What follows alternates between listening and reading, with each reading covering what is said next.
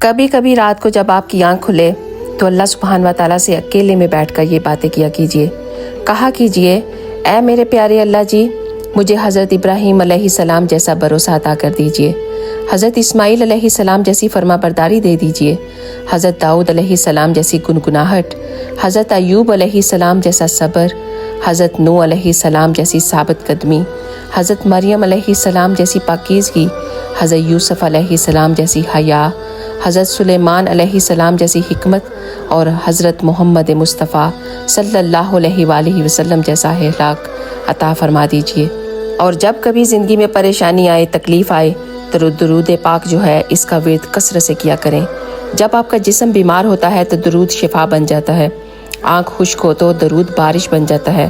روح بنجر ہو تو درود بہار بن جاتا ہے، خیال ویران ہو تو درود رونق بن جاتا ہے، سوچ اداس ہو تو درود خوشی اور تازگی بن جاتا ہے، فضا مایوس ہو تو امید بن جاتا ہے درود، وجود تل ہو تو درود شہد بن جاتا ہے، اور دل مردہ ہو تو درود زندگی بن جاتا ہے۔ سبحان اللہ۔ اس ویڈیو کو ایک دفعہ شیئر کر کے ضرور جائیے گا۔ جزاک اللہ خیر۔